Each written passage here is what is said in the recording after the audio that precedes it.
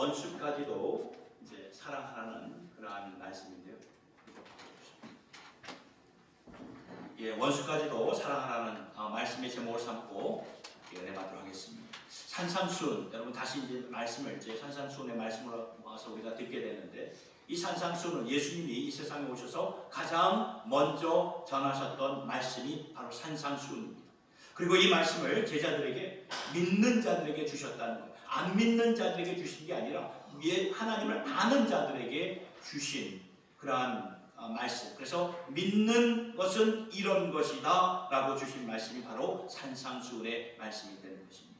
오늘 주신 말씀을 통해 하나님이 우리에게 주시는 구체적인 말씀이 있어요. 그 본문의 내용 가운데. 그러나 저는 구체적인 말씀을 보기 전에 주시는 말씀은 주의 자녀된 우리가 하나님을 나의 아버지라고 부르게 되죠. 그렇죠? 우리가 예수를 믿게 되면 아버지 새벽기도 때 나와서 아버지 주여 아버지라고 우리가 부르게 되지 않습니까? 그래서 본문 48절을 이렇게 보게 되면은, 그러므로 하늘에 계신 너희 아버지의 온전하심과 같이 너희도 온전하라. 그러니까 아버지가 누구이고 그 아버지가 어떠한 분인가를 알았더라면 너희들도 그렇게 살아야 된다고 말씀을 증거하죠. 이게 아버지의 간절한 소망을 이렇게 보여주는 말씀이 되는 것입니다. 따라서 하나님 아버지의 간절한 소망이 무엇입니까? 그것은 우리가 아버지를 닮아갈 때, 그게 아버지의 소망이에요. 간절한 소망이에요. 우리가 아버지를 닮아가는 그 모습. 우리도 우리의 자녀들이 나를 닮아가는 모습을 볼 때 부모의 마음이 어떻습니까? 좋잖아요. 흐뭇하잖아요. 야, 저건 나를 쏙 닮았네, 저 녀석.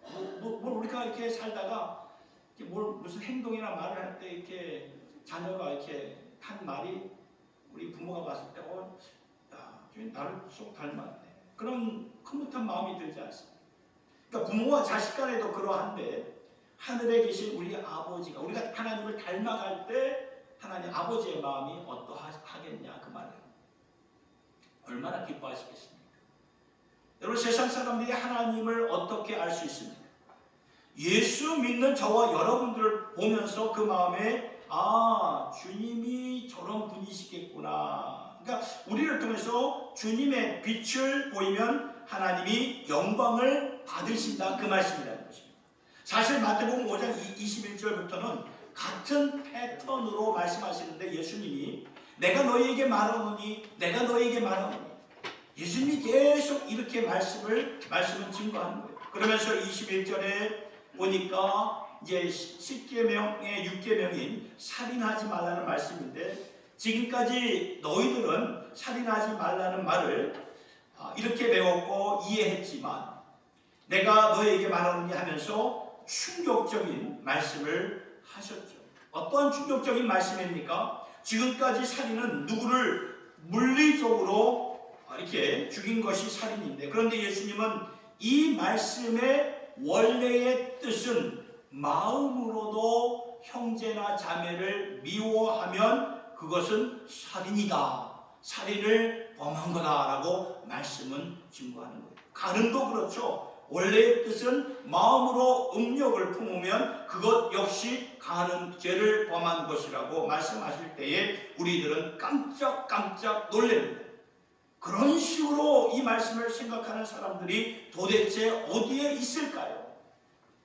오늘 우리도 예수님의 이 말씀이 없었다면 6계명 살인하지 말라, 7계명 간음하지 말라는 이 말씀을 들으면서 마음으로 음욕을 품는 것도 간음이요, 마음으로 미워하는 것도 살인이요, 이렇게 생각하지 않았을 거라 그 말이에요.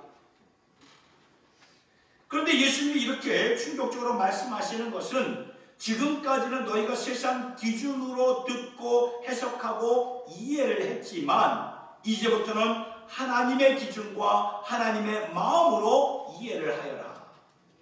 세상 기준은 여기까지가 살인이지만 하나님의 기준은 여기까지도 포함된 것이다 하면서 말씀을 선포하셨던 것이죠.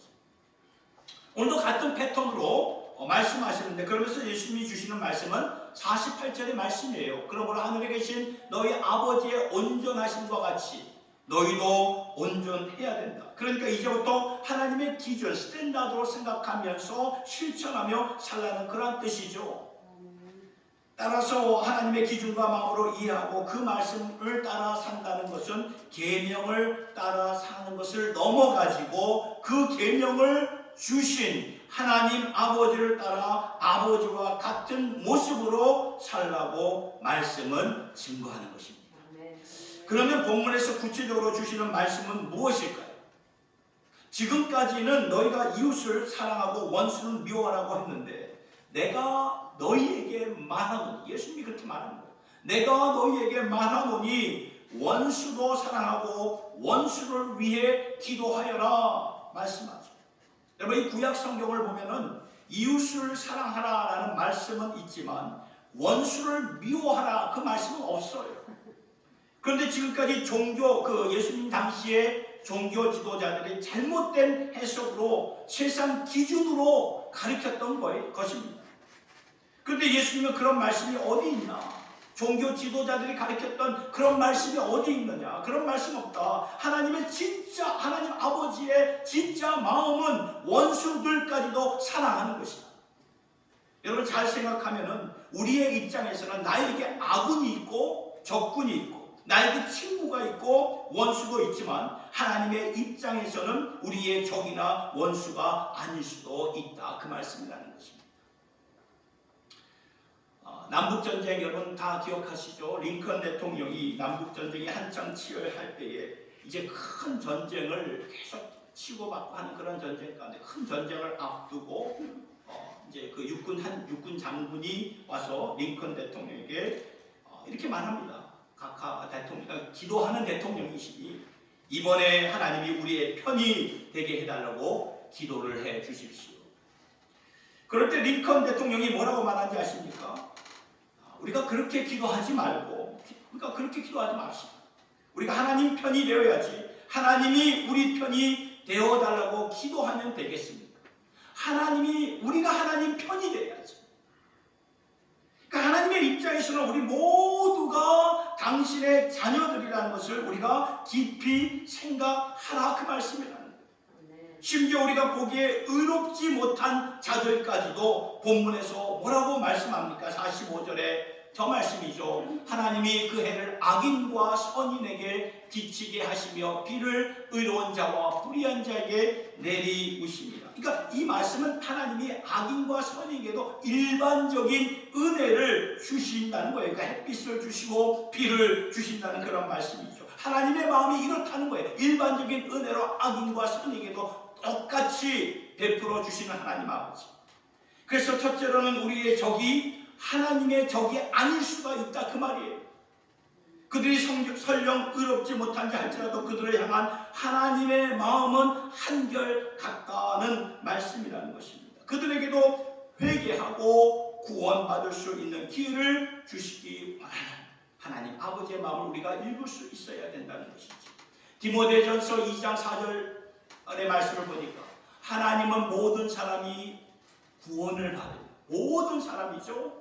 어느 한 사람이 어느 한 부류가 아니에요. 모든 사람이 구원을 받으며 진리를 아는 데 이르기를 원하시느니라. 이게 하나님 아버지의 마음이에요. 하나님은 모든 사람이, 모든 백성, 모든 열방, 모든 민족입니다. 여러분, 우리의 적들을 한번 생각해 보시기 바랍니다. 지금 우리나라의 적, 나 개인적인 적, 그런데 하나님은 모든 사람들이 구원받으며 진리를 아는 데 이르기를 원하십니다. 회개할 수 있는 기회를 그들에게도 주시기를 원한다 그 말씀이라는 거죠. 더 놀라운 것이 있습니다. 그건 에베소서 2장 3절의 말씀입니다. 전에는 이 3절의 말씀을 보니까 이게 안 적혀 있네요. 제가 말씀을 전하겠습니다. 그러니까 전에는 에베소서 2장 3절의 말씀을 보면 전에는 우리도 다 그 가운데서 우리의 욕심을 따라 지냈으며 우리의 육체와 마음에 원하는 것을 하여 다른 이들과 같이 본질상 진노의 자녀였더니. 그러니까 이 말씀은 그때 우리는 그리스도 밖에 있었다 그 말씀입니다.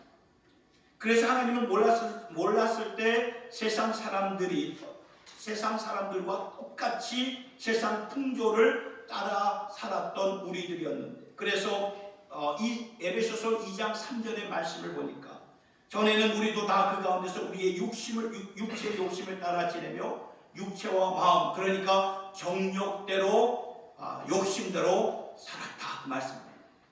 그래서 다른 이들과 같이 본질상 진노의 자녀였는데 여기서 충격적인 말은 우리도 예수님을 인격적으로 알기 전까지는 하나님과 무슨 지간이었습니까? 원수 지간이었다.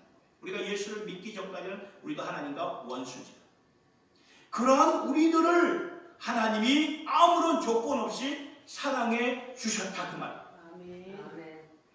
그리고 그 사랑을 누군가 하나님의 백성들을 통해 그 사랑이 우리에게 전달이 되지 않았습니까?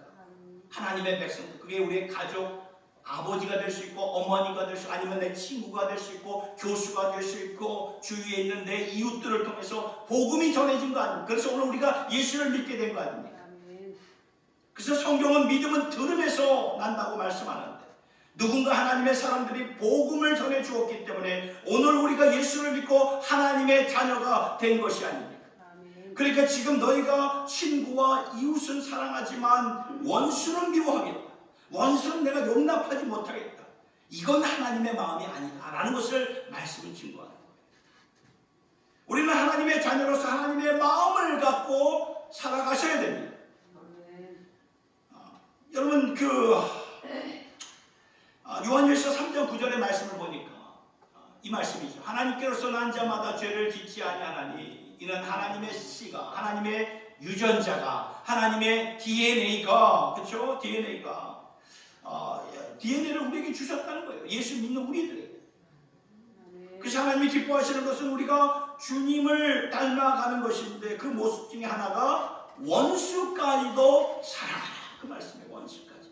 왜? 하나님의 씨가 우리 안에 있기 때문에. 그러면 우리는 이 말씀을 듣고 오케이. 하나님의 뜻이 이렇게 원수까지도 사랑하는 거. 우리가 머리로는 이 말씀을 들으면 다 여기 이해하잖아요. 아, 그렇구나. 머리로는 지식으로는 이해할 수 있지만 그러나 감정적으로, 이모셔널리 우리가 감정적으로는 내 원수를 사랑한다는 것이 쉬운 일입니까? 나를 학대하고 구박하고 무시하고 나에 대해서 이렇게 좋지 않은 그러한 소문을 이렇게 루머를 이렇게 퍼뜨리는 그러한 자들 원수잖아요. 적이잖아요. 원수. 이러한 자들을 우리가 감정적으로 사랑할 수 있겠느냐 그 말이에요. 우리가 다 살아오면서 그러한 경험들 다 겪어보지 않았습니까? 나를 학대하고 무시하고 안 좋은 소문 막 퍼뜨리면 그 사람에 대해서 사랑하는 마음이 생깁니까? 아니잖아요. 우리는 이러한 말씀을 보면 실천하기가 너무나 힘들잖아요. 힘들어서 그냥 듣고 넘어가는 경우가 많은데 그러나 오늘은 우리가 교회의 지체들로서 이 말씀을 정말 가슴 깊이 새길 수 있기를 바랍니다. 분명 하나님의 뜻은 원수까지도 사랑하라. 이걸 도대체 어떻게 하라는 말인가? 너무나 힘들어요. 너무. 이건 내 의지나 감정적으로 절대로 할 수가 없는 거예요. 그래서 저는 오늘 본문의 말씀을 중심하여 여러분들에게 세 가지를 제안합니다. 이렇게 할 때 우리가 원수까지도 사랑하게 된다. 그 말씀. 첫째는 이것입니다. 그들을 위해서 나를 힘들게 하고 이렇게 나를 참 어렵게 만드는 그들을 위해서 기도하시기 바랍니다. 기도하시기. 원수를 사랑하는 것은 참 어렵지 힘들지만 기도는 할 수 있다. 그 대상을 놓고 기도는 할 수 있다. 기도는 누구 앞에 하는 것입니까? 하나님 앞에서 하는 거잖아요. 성령의 힘을 공급받기에 그 사람을 품고 우리는 기도할 수 있어요. 그래서 기도하면 되는 거예요. 오늘 말씀도 예수님이 44절에 이렇게 말씀을 하잖아요. 나는 너희에게 이르노니 너희 원수를 사랑하며, 그렇죠? 너희를 핍박하는 자를 위하여 뭐 하라고요? 기도하라. 그러니까 사랑하는 것과 기도하는 것을 같은 이 44절 한 문장에서 나오고 있는 것을 우리가 볼 수 있어야 된다는 것입니다. 너에게 말하노니 원수를 미워하지 말고 사랑하라. 이렇게 말하면 되는데, 이렇게 끝나면 되는데 그렇게 끝나지 않고 한 가지를 더 말씀해 주셨잖아요. 그게 무엇입니까? 기도하라. 너희를 핍박하는 자, 힘들게 하는 자를 위해서 기도하여라. 사랑으로 품는 일이 힘든 거 주님이 다 아신다는 거예요. 우리 주님도 육신의 몸을 입고 우리와 똑같이 이 땅에서 사셨기 때문에 우리의 마음을 다 아신다는 거예요. 여러분, 우리 주님은 인간의 몸을 입고 오신 분이에요. 그래서 우리의 연약함을 다 아신다고 히브리서 4장을 통해서 말씀을 하는데, 그러면 우리들이 원수를 사랑한다는 것이 얼마나 힘든 것인지 우리 주님 다 아셔요. 충분히 아시는 우리 주님이 되신다는 것입니다. 알면서도 그들을 위해서 기도하라고 말씀하셨는데, 저 나름대로 주님의 마음을 좀 깊이 생각해 보게 되었습니다.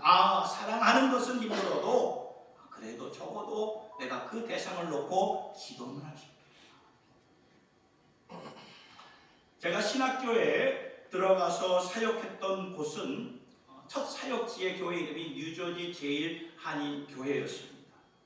그러니까 중고등부 학생들을 도맡아서 사역을 했는데, 언젠가 한 학생이 저를 굉장히 못마땅해하는 그런 표정을 짓고 굉장히 노골적으로 저를 참 이렇게 힘들게 하는 한 학생이 있었습니다. 그러니까 자기 딴에는 영어권 사역자가 오기를 바랬고 그 분야에서 경험 많은 전도사님을 원했는데, 자기가 생각했던 것과는 너무나 다르니까, 다르죠. 저는 영어권도 아니고 한어권이죠. 얼마나 다릅니까? 그러니까 실망감이 드는 거예요, 그 학생에게. 그러니까 실망감이 넘어서 그게 넘어가지고 저를 볼 때마다 화를 내는 거예요. 그러한 불편한 관계가 계속 지속되다가 언젠가 저를 이렇게 참 이렇게 힘들게 하는, 못마땅하게 여긴 그 학생이 저에게 이런 말을 좀 당돌하게 하더라고요. 제가 좀 많이 이게 놀랐는데, 저는 전도사님이 우리 교회에 오는 것을 반대했습니다. 지금도 반대합니다. 앞으로도 반대할 것입니다. 진짜 뭐 한 대 망치 한 대 맞는 그런 느낌이었어요. 황당했습니다. 아니 무슨 저런 녀석이 다 있나. 한편으로는 참 이렇게 있는 그대로 그 마음을 숨기지 않고 이렇게 말한 것이 참 고맙기도 했지만, 그 마음 한편 여러분도 그런 말 들으면 어떻습니까? 굉장히 무겁습니다. 굉장히 무거워요. 오는 것을 반대했고 지금도 반대하고 앞으로도 반대할 것입니다. 시간이 지나면서 좀 나아가겠지 생각했는데, 아니 오판이 나아지기는커녕 진짜 더 힘들어지는 그런 상황만 되는 것이죠. 그러면서 저도 그 학생을 처음에는 이해하려고 많이 노력을 했는데, 저도 인간이라 그 마음이 점점 고갈돼가는 그런 모습을 보면서 이렇게 해서는 안 되겠다. 그래서 그때부터 저를 참 힘들게 하는 학생을 위해서 참 기도를 했어요. 참 오랜 한 시간을 놓고 기도를 하고, 때가 되어서 이제 졸업을 하고 신학교 졸업을 하고 이제 LA로 이제 사역을 옮기러 이제 그렇게 갔을 때, 그때 그 친구가 이제 저를 찾아와서 용서를 구하더라고요. 전혀 뜻밖의 일이 벌어진 거 전혀 생각하지도 않았는데, 전도사님께서 사역하시는 동안에 제가 도움을 드려 도움은커녕 참 전도사님의 마음을 힘들게 하고 사역에 도움을 드리지 못하고 방해를 일삼았던 저를 좀 용서해 달라고, 제가 잘못했다고 그러나 용서하는 학생을 보면서 무슨 생각을 갖게 되었냐 하면요, 그래 우리가 사랑하지는 못하고 기도는 할 수 있겠구나. 저도 그 학생이 그 말을 들을 때 사랑하는 마음이 없어요. 그러나 기도는 할 수 있다는 거예요. 기도. 근데 놀라운 것은 기도를 하면 할수록 그 기도를 통해서 하나님께서 먼저 저의 마음을 좀 바꿔주시더라고요. 제 마음, 강박한 그 학생을 향한 그 마음을 바꿔주시고, 기도의 대상도 언젠가는 마음을 바꾸어 주시는구나 라는 것을 좀 깨닫게 되었어요. 이게 하나님의 방법이라는 거예요. 우리가 원수까지도 사랑하는 거 정말 힘들죠. 우리의 힘으로는 감당 못합니다. 그러나 기도는 할 수 있다. 기도하면 하나님께서 어떻게 하신다고요? 역사하신다. 오늘도 나를 힘들게 하고 이용하고 나에 대해서 안 좋은 소문을 퍼뜨리는 자가 있을 거예요. 여러분들의 삶 속에 있어요. 그러면 그 사람을 품고 증오하지 마시고 기도하시기 바랍니다. 그럼 하나님의 때에 하나님께서 상황을 다 정리해 주세요. 반절시켜 주시는 이러한 체험을 할 수 있는 저와 여러분 모두가 될 수 있기를 예수님 이름으로 축원합니다. 두 번째는요, 이것입니다. 아버지께 주실 상을 주목하면 우리가 원수까지도 사랑할 수 있게 된다. 그러면 아버지께서 훗날 주실 상을 주목하면서 감당하라는 말씀입니다. 오늘 본문 46절을 보면 예수님께서 이렇게 말씀하셨습니다. 너희가 너희를 사랑하는 자를 사랑하면 무슨 상이 있으리요? 세리도 이같이 아니하느냐. 그러니까 이 말은 너희가 너희를 사랑하는 자를 사랑하면 그게 무슨 상이 있겠냐 그 말이에요. 사랑하는 자끼리 사랑하는 게 무슨 그 의미가 있겠느냐. 그건 세대 이방인들도 다 할 수 있는 거야. 그 정도 못하는 사람이 어디에 있니? 그렇게 사랑한다고 무슨 상이 주어지겠느냐. 예수님의 말씀이죠. 이 말씀을 조금 더 다른 각도에서 보면 우리가 사랑할 수 없는 사람들을 사랑할 때에 하나님이 상을 주신다 그 말씀. 너무 기뻐하셔서 상을 주신다는 거예요. 왜냐하면 원수를 사랑하는 그 모습이 하나님 아버지의 모습이거든요. 하나님 아버지의 모습이 이 험한 세상에, 죄악이 많은 세상에 비춰져야 하나님께서 영광을 받으시고 감격하시면서 오늘 우리에게 상을 주시는데, 여러분 우리의 상급은 바로 하늘의 상급임을 믿으시기 바랍니다. 우리가 상을 받는다는 것은 인정을 받았기 때문에 상을 받는 게 그냥 아무에게나 상을 주지 않잖아요. 세상에서 살아오면서 여러 가지 개근상, 우등상, 상장 다 받으셨잖아요, 여러분들. 그러한 상을 받을 때는 인정을 받았기 때문에 받은 거 아닙니까? 지금까지 살아면서 우리 다 상 받은 적 있을 것입니다.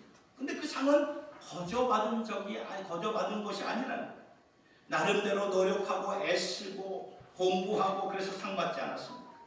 근데 중요한 것은 그 상은 세상에서 주는 상이에요. 세상의 상도 사람들에게 인정을 받고 박수를 받지요. 그런데 세상의 상은 지나가는 상이에요. 지나가는 상, 잊혀지는 상이다 그 말이에요. 그러니까 아무리 훌륭한 상일지라도 지나가는 거예요. 여러분 이 노벨 문학상 얼마나 이게 뭐든 누구나 그 상을 받아보면 좋겠다 그런 마음을 갖고 있잖아요. 근데 그 상을 받은 사람들은 다 기억하시나요? 다 잊어버리잖아요. 지나가면 다 잊혀지는 것입니다. 우리가 세상 떠날 때 상장 갖고 트로피를 갖고 관에 들어갑니까? 그런 사람 아무도 없어요. 다 놔두고 가는 것이 세상의 상이다 그 말이에요. 그런데도 우리가 세상의 상을 받기 위해서 노력해서 상을 받으면 자랑스럽다고 말하는데, 하물며 하나님이 주시는 상인데, 그렇다면 하나님께서 인정하신 거 아닙니까? 인정하셔서 주신 상인데 하나님께서 주신 상이야말로 얼마나 영광스러운 상이냐 그 말이에요.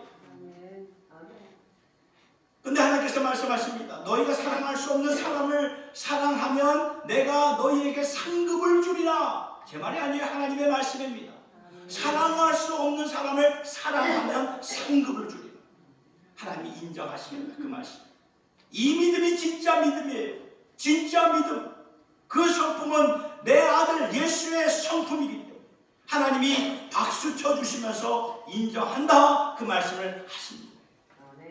히브리서 11장 6절에 이런 말씀이 있습니다. 우리 같이 한번 읽어보도록 하겠습니다. 시작. 믿음이 없이는 기쁘시게 못하나니 하나님께 나아가는 자는 반드시 그가 계신 것과 또한 그가 자기를 찾는 자들에게 상 주시는 이심을 믿어야 할지니라. 여러분 보셨나요? 믿음이 무엇인가를 여기서 한 구절에서 분명히 말씀해 주시는데, 믿음은 두 가지로 설명해 주고 있습니다. 첫 번째 믿음은 무엇입니까? 이 말씀에서 첫 번째 믿음은 하나님이 계신 것을 확실하게 믿는 거예요. 하나님 계심을 나는 믿습니다. 우리가 사도신경 때마다 전능하사 천지를 만드신 하나님 아버지를 내가 믿사오며 그렇게 고백하잖아요. 두 번째 믿음은 무엇입니까? 이 말씀에서 상 주시는 이심을 믿는다는 것입니다. 상 주시는 하나님을 믿는 거예요. 이게 본질적인 믿음이라는 거예요. 하나님을 믿는 것과 상 주시는 하나님을 믿는 것. 그래서 묻습니다. 여러분 하나님의 상 받기 위한 믿음으로 지금 살아가고 계십니까? 하나님의 상을 갈망하면서 믿음 상을 하고 계십니까? 우리가 믿음 생활하다 이것을 잊고 살 때가 너무나 많다는 거예요. 그런데 성경은 믿음의 가장 대표적인 두 가지 믿음 가운데 두 번째 믿음, 상 주시는 하나님을 바라보고 그 상을 받기 위해 사는 것이 그게 믿음입니다. 그래서 히브리서 11장에 나오는 그 많은 그 믿음의 그 선진들을 보면 다들 그렇게 살았어요. 상 받기 위해서. 내가 지금 내 이 시대에 다 이루지 못할지라도 그 후에 하나님께서 이루어 주실 것이다. 바라볼 수 없는 가운데서도 바라볼 수 있는 그 믿음을 가지고 살았다 그 말씀. 세상에서 많은 유혹들이 있었고 많은 역경과 어려움이 있었지만 하나님이 반드시 언젠가 상 주심을 믿고 바라면서 그 모든 것을 다 이겨내고 굳건하게 살았던 것입니다. 그렇게 살라는 거예요. 그렇게 살라는 거예요. 저와 여러분들도 상 주시는 하나님을 바라보면서 세상에서 줄 수 없고 알 수 없는 그 영광스러운 상을 바라보면서 나도 오늘 저 하늘에 쌓아두고 사는 것이구나. 하늘에 쌓아두세요. 여러분, 우리 뱅크에 쌓아두지 마시고 하늘에 쌓아두세요. 하늘에. 이렇게 생각할 때 우리가 원수까지도 사랑할 수 있는 그 힘을 우리가 누리고 살아가게 된다. 그 말씀입니다. 여러분, 이 원수까지도 사랑한다는 것은 억지로 안 됩니다.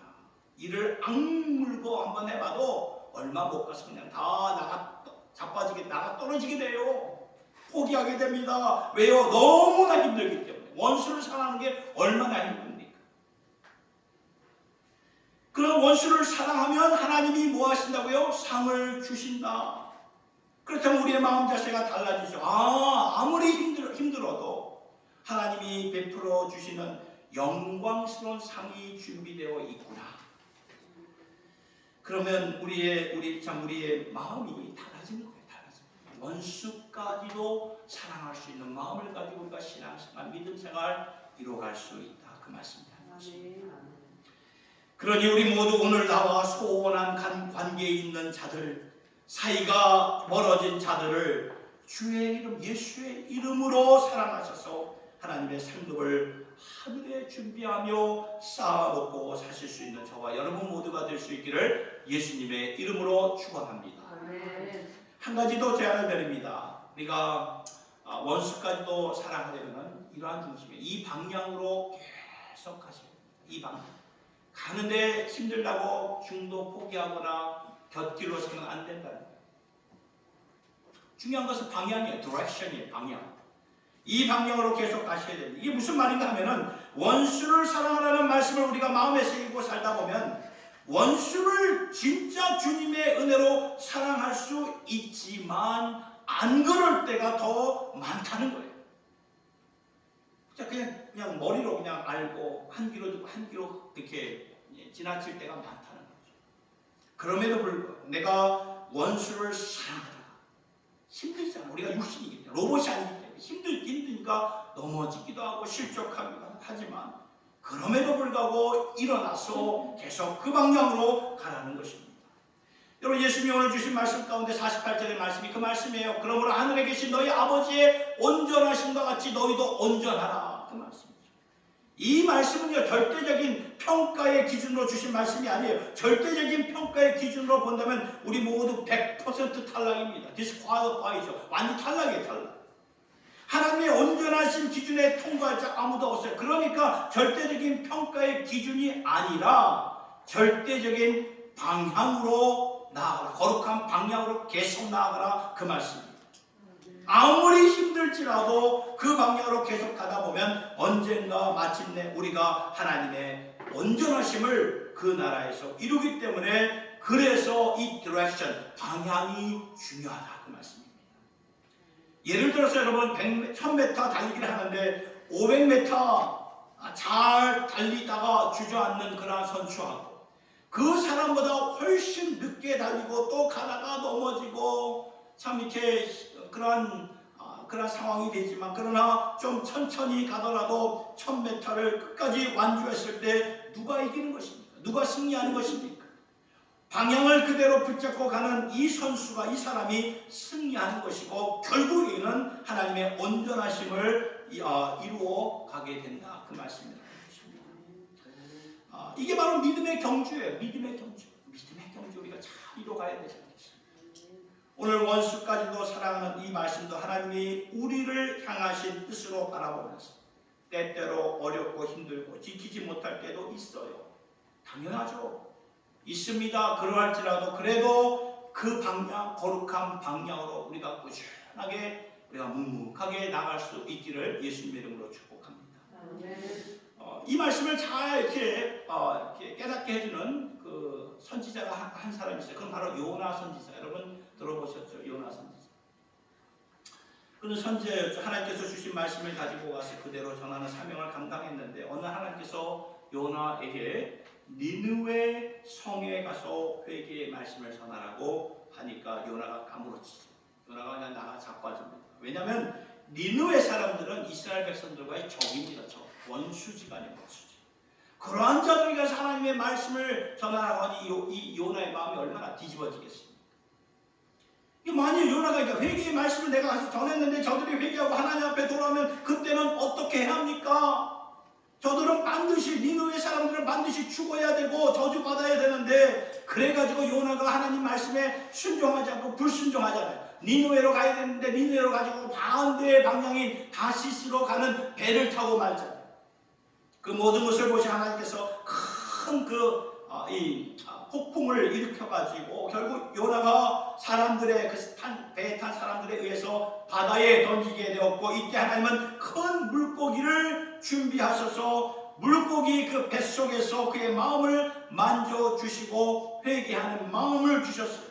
그리고 후에 다시 그 물고기 뱃속에서 나와서 니느웨 백성들에게 가서 회개의 말씀을 전했는데 놀랍게도 니느웨 온 백성들이 왕부터 시작하여서 온 백성들이 다 회개를 하는 거예요. 심지어는 가축들까지도 회개했다고 성경은 말씀을 하는데 가축들까지 회개했다는 그 말은 그 정도로 이 백성들이 철저하게 하나님 앞에 회개했다 그 말씀이라는 거예요. 놀라운 역사가 벌어진 거예요. 그러니까 그 광경을 본 요나의 마음이 이 물고기 뱃속에서 하나님께 회개를 했음에도 불구하고 불편한 거예요. 여전히 불편해가지고 그 불편함을 넘어서 그냥 분노가 터져 나온 거예요. 참 아이러니하죠. 하나님의 종이 주의 말씀을 전파하여서 그 말씀을 들은 자가 주께로 돌아오면 감사하고 찬송하고 이것이 간증이요 이것이 정말 나의 고백이라고 막 이렇게 외치면서 하나님의 나라를 전파해야 되는데 그렇게 하지 못하고 도리어 씩씩거리면서 분노를 표출했던 거예요. 저들은 우리의 적이고 저들은 우리의 원수입니다. 그러한 마음으로 힘들어하는 요나를 보시고 하나님이 그 요나의 마음을 또 만져주시죠. 그러면서 요나를 책망하는 게 아니에요. 두 번째잖아요. 그 책망할 수도 있는데 하나님이 책망하지 않으세요. 그런 거 보면 우리 하나님 참 자비로우신 하나님이시구나. 책망하지 않으시고 왜 내가 그렇게 해야 되는지에 대해서 자세하게 요나에게 설명을 해주시는 거죠. 내가 저들을 창조한 그 니느웨 백성들을 창조한 하나님으로서 저들을 멸망의 자리로 가지 않게 하시고 다시 기회를 줘서 왜 구원받게 해야 되는지를 요나에게 자세하게 설명을 했던 것입니다. 저는 요나의 이 말씀, 요나의 말씀 여기서 하나님이 오래오래 참고 견디셨는데 누구를 오래 참고 견디셨는가? 처음에는 이 백성들을 생각했어요. 니느웨 백성들을 생각했는데 그게 아니고 니느웨 백성들보다 요나를 향해서 견디고 오래 참으셨구나라는 것을 깨닫게 된 거예요.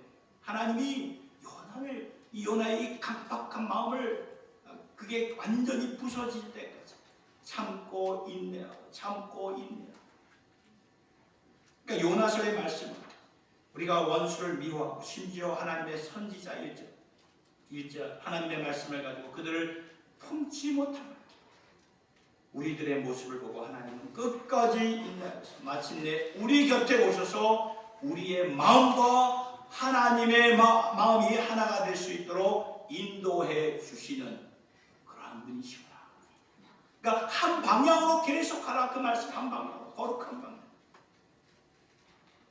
저도 과격한 무슬림들을 한때 굉장히 증오했어요. 여러분들에게는 어떠한 사람들을 증오하셨나요? 살아오면서 증오할 때 있지 않았습니까? 저는 이 무슬림들을 굉장히 증오했어요. 목사임에도 불구하고 그들을 보면 너무너무 막 치가 떨릴 정도로 너무너무 막 이 안에서 피가 거꾸로 솟는 그런 마음이 막 드는. 그 이유는 여러분 다 아시다시피 9.11 테러 사건을 보면서 제 마음이 그렇게 좀 변했어요. 저는 뉴욕에서 이렇게 성장해서 그런지 뉴욕과 그 인근 지역을 이 테러로 이렇게 공격을 했다는 것이 그 일을 저지른 이 무슬림에 대한 이 증오가 그냥 막 제 마음을 사로잡은 거죠. 증폭이 된 거예요.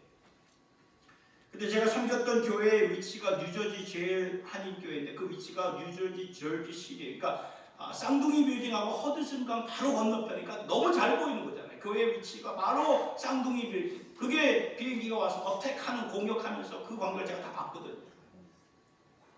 그런데 그런 끔찍한 테러를 공격한 직후에 그 교회 근처가 다 무슬림들이 사는 그런 이민 집단들이었어요. 그러니까 아파트들마다 그 공격이 감행한 직후에 막 박수를 치고 막 나팔을 불고 차 경적을 울리고 작게 국기를 막 이렇게 흔들고 막 그런 축제를 본 적이 없어요. 이게 무슨 일인가?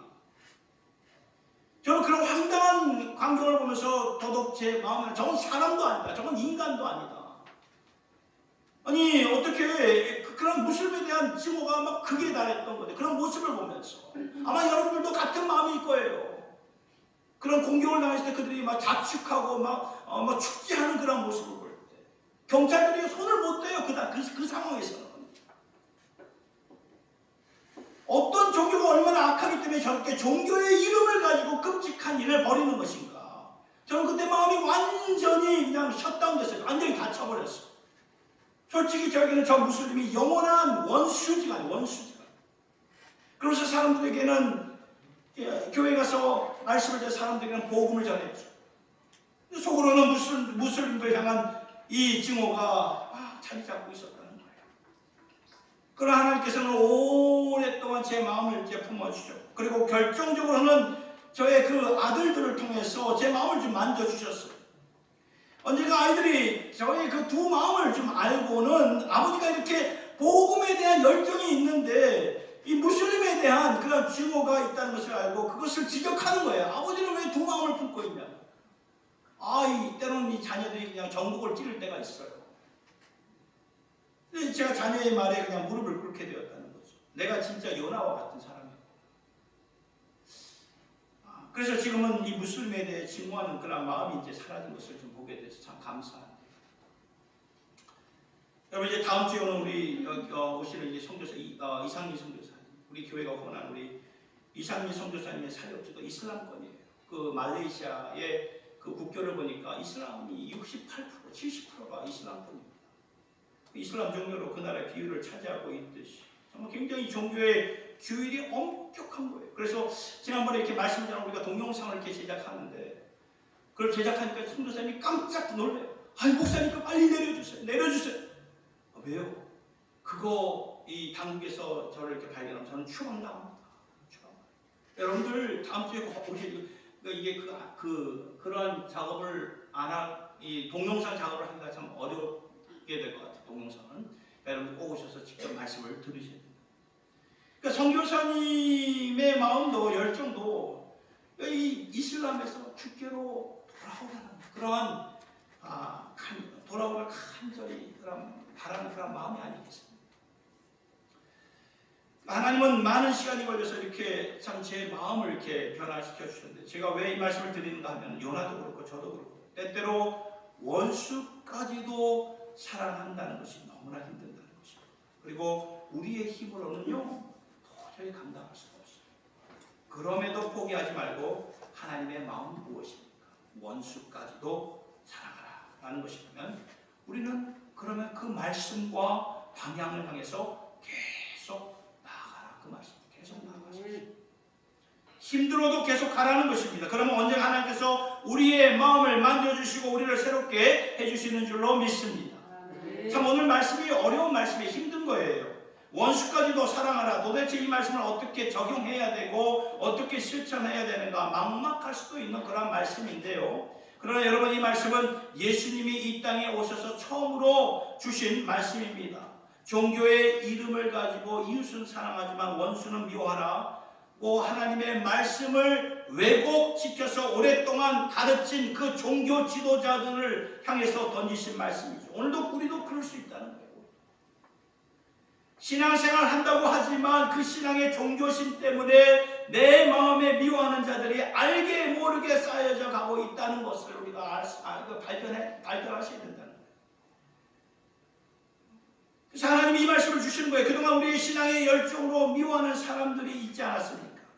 나와 이렇게 뭔가 맞지 않는 사람들에 대해서는 이렇게 편을 가지고 당을 짓고 마음을 주지 않는 그러한 갈라놓는 그러한 모습들이 나를 통해서 보여지지 않았습니다. 따라서 오늘 주신 이 주님의 예수님의 말씀을 정말 가슴 깊이 새겨서 우리가 감정적으로 하기 어렵다면 기도는 할 수 있어요. 기도하면서 하나님께서 원수들까지도 사랑하는 자들에게 하늘의 상을 주십니다. 이러한 상급을 바라보면서 기억하면서 주님의 이름으로 감당할 수 있기를 바랍니다. 그리고 계속 거룩한 그 한 방향입니다. 그 방향으로 계속 나아가셔서 여기에 모인 우리 모두가 주님의 그 놀라운 사랑으로 채워주시고 행함이 따르는 그 믿음의 소유자가 다 될 수 있기를 예수님의 이름으로 축원합니다. 우리 이 시간 말씀을 생각하면서 찬양 부를 때에 그 사랑입니다. 우리가 아직 원수 되었을 때에 우리를 사랑하시고 우리를 품어주신 그 사랑, 우리 다시 한번 찬양하면서 그 사랑의 백성들이 될 수 있기를 바랍니다. 그 사랑의 주가 되신 우리 주님께 모든 영광과 찬송을 올려드립시다.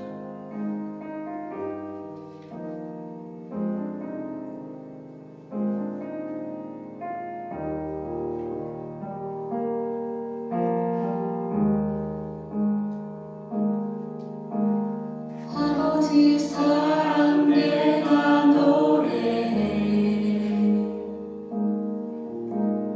아버지 은혜 내가 노래해. 그 사랑 변함없으신 거짓 없으신 성실하신 그 사랑, 상한 갈대 꺾지 않으시는, 꺼져가는 등불 끄지 않는 그 사랑, 변함없으신 거짓 없으신 성실하신 그 사랑,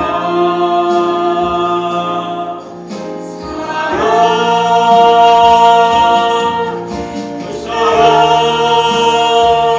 날 위해 주신, 날 위해 다시 사신 예수 그리스도, 다시 오신 그 사랑, 죽음도 생명도 천사도 하늘의 어떤 곳에도 끊을 수 없는 영원한 그 사랑 예수.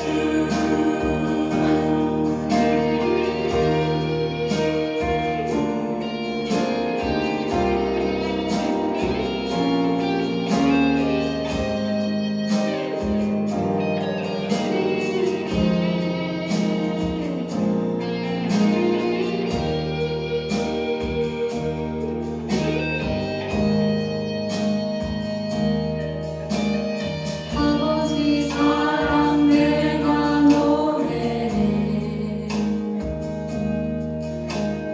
아버지 은혜 내가 노래해. 그 사랑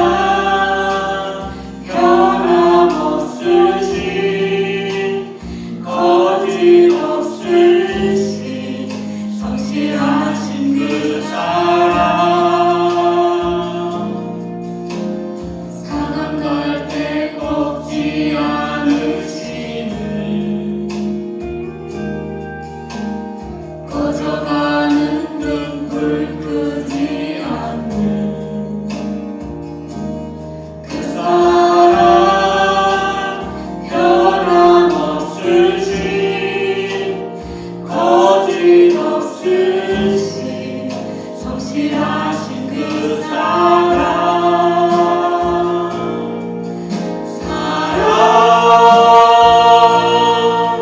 그 사랑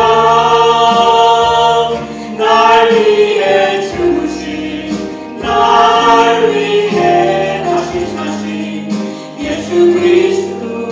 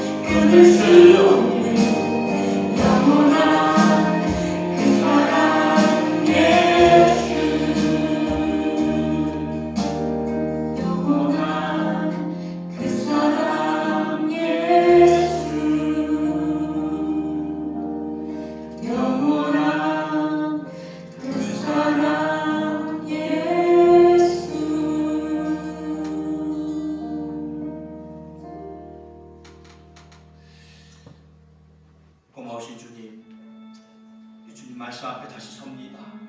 믿음 생활을 어느 정도 했다면 굉장히 많이 읽었던 말씀이요, 들었던 말씀인데 우리 다시 한번 이 말씀 앞에 섭니다.